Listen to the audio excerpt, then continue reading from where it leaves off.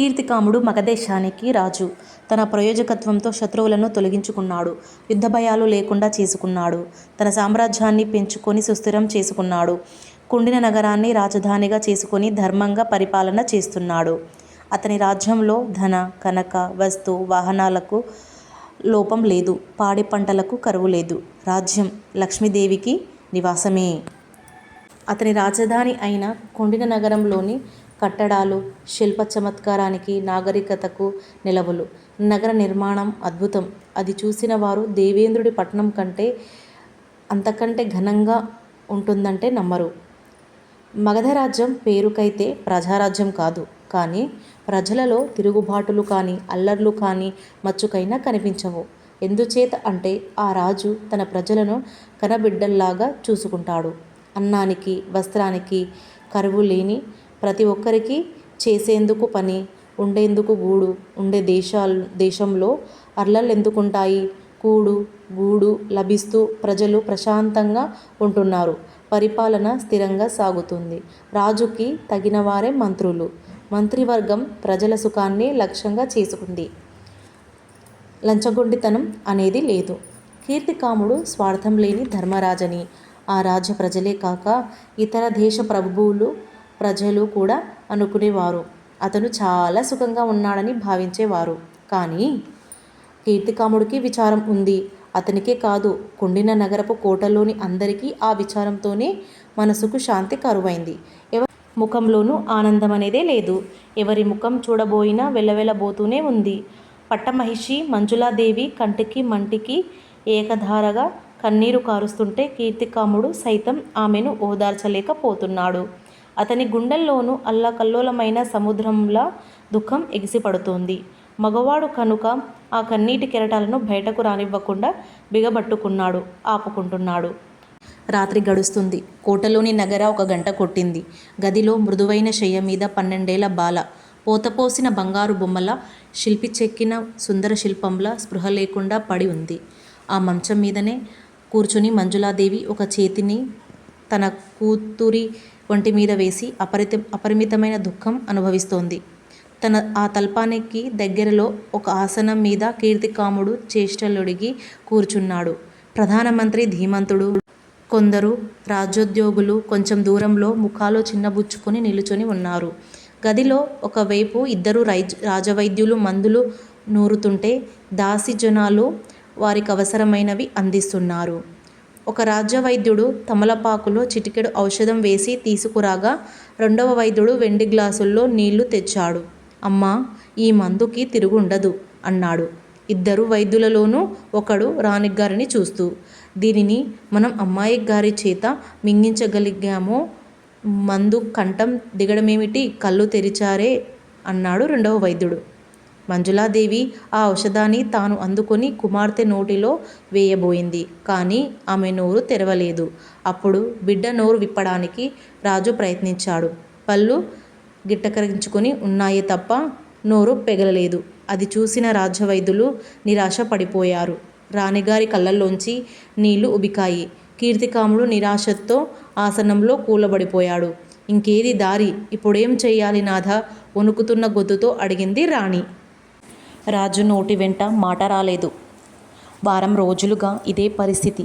అయినా ఈ పూట మరీ హీనంగా ఉంది. మందు కూడా మింగకపోతే అన్నాడు మంత్రి బాధగా.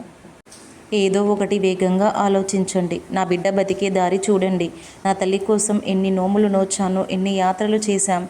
దేవుడు వరమిచ్చాడని మురిసిపోతుంటే ఇంతలోనే ఇలా మిన్ను విరిగి మీద పడింది. మాట్లాడరేం నాథా, త్వరపడండి, శోకించింది మంజులాదేవి.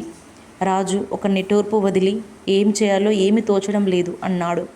దేశంలోని గొప్ప గొప్ప వైద్యులందరూ వచ్చారు, ప్రయత్నాలు చేశారు. రోగ నిర్ధారణే కాలేదు. పాము కాటు అని ఒకరు, అపస్మాకరమని కొందరు, మూర్ఛ అని కొందరు.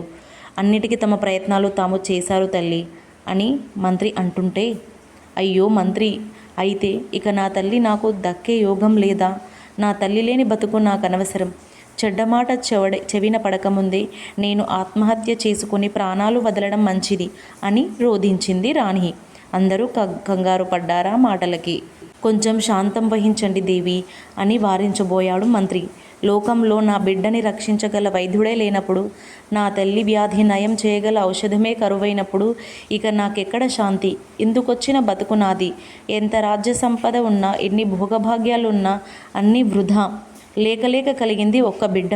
ఆ ఒక్క బిడ్డకి కూడా కరువు పడే కర్మ కాబోలు నాది అని ఆమె కుమిలి ఏడవసాగింది. అది చూడలేక వైద్యులిద్దరూ రోగి నోటిని విప్పి మందు మింగించడానికి గట్టిగా ప్రయత్నించారు. కానీ అదేం కర్మో, పళ్ళు గిటకరించుకుని ఉన్నాయి తప్ప గాలి చూడడానికి సందివ్వలేదు.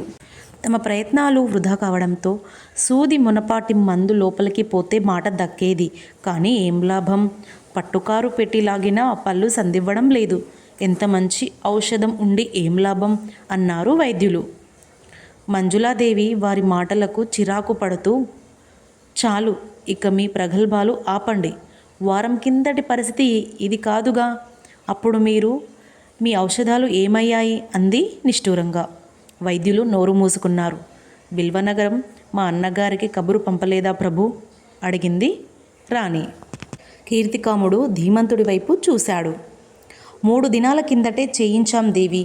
ఇక్కడి పరిస్థితులు వివరిస్తూ వారి ఆస్థానంలో ఉండే ధన్వంతులను వెంటబెట్టుకొని రావలసిందిగా ధర్మపాల మహారాజు గారిని కోరుతూ వారిని తీసుకురావడానికి మనుషులను పంపాను.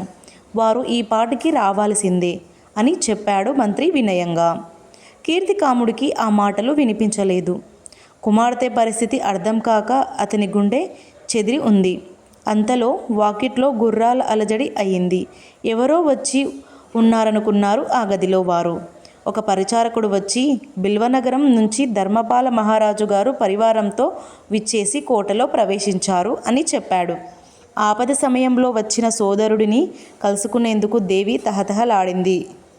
వచ్చిన వారిని తక్షణమే ప్రవేశపెట్టమని కీర్తికాముడు పరిచారకులను ఆదేశించాడు. ఆ గదిలోకి ఆనందుడే ముందరగా ప్రవేశించాడు. చింతామణికి ఎలా ఉంది అత్తయ్య? ఆదరంగా అడిగాడు. అంతలో ధర్మపాలుడు అక్కడికి వచ్చాడు. అతన్ని చూస్తూనే, మా పరిస్థితి అంధకారమైపోయింది చూడు అన్నయ్య. బావ ఆనందుడు వచ్చాడనగానే పరుగున పోయి ఒళ్ళో వాలేది నా చిట్టి తల్లి. ఇప్పుడు వారం రోజుల నుంచి మూసిన కన్ను తెరవడం లేదు నా బిడ్డ అంటూ వలవల ఏడ్చేసింది రాణి. ఆ మాటలకు కళ్ళు చెమ్మగిల్లగా ఆనందుడు ముఖం మరోవైపుకు తిప్పేసుకున్నాడు. కీర్తికాముడు ఒకవైపున, మంజులాదేవి మరోవైపున బావా మావయ్య వచ్చారు, కళ్ళు విప్పి చూడమ్మా అని కుమార్తెను కుదుపుతూ హెచ్చరించారు. కానీ ఆమె కదలనూ లేదు, కళ్ళు విప్పనూ లేదు. ఉన్నట్లుండి ఇదేం గ్రహచారం అని ధర్మపాలుడు తనతో వచ్చిన ధన్వంతరి వైపు చూశాడు. ఆ వైద్యశిఖామణి వెంటనే చింతామణి నాడినందుకొని పరీక్షించాడు. కానీ అతని ముఖంలో వికాసం కానీ ఆశ కానీ కనిపించలేదు. ఆమె నోరు తెరవాలని ప్రయత్నించాడు, కుదరలేదు. ఒంటిమీద స్పృహ లేకపోయినా ఇవాల్టి వరకు వేసిన మందులన్నీ మిగుతూనే ఉంది బిడ్డ, ఇవాళే ఇలా అయిపోయింది అన్నాడు కీర్తికాముడు బాధగాను భారంగాను. అసలు ఈ వ్యాధి రావడం ఎలా వచ్చిందో వివరాలు చెప్పండి అని వైద్యుడు అడిగాడు. అందుకు రాజు, 8 రోజుల కిందట అమ్మాయి 12వ జన్మదినోత్సవం ఎంతో వేడుకగా చేశాం అని చెబుతుండగా, అవును, 15 రోజుల కిందట మీరు పంపిన శుభలేఖ అందుకున్నాం. కానీ రాజకార్యాల తొందరలో ఎవరమూ రాలేకపోయాం. అప్పటి వరకు కులాసాగానే ఉందన్నమాట. ఆ తరువాత అడిగాడు ధర్మపాలుడు.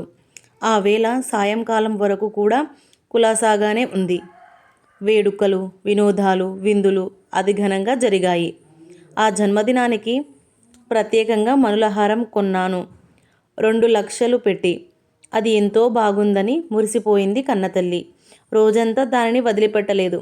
వేలాది బంధుమిత్రుల ఉత్సవంలో పాల్గొన్నారు అని చెబుతుంటే కీర్తికాముడు కంఠం శోకంతో పూడుకుపోయింది.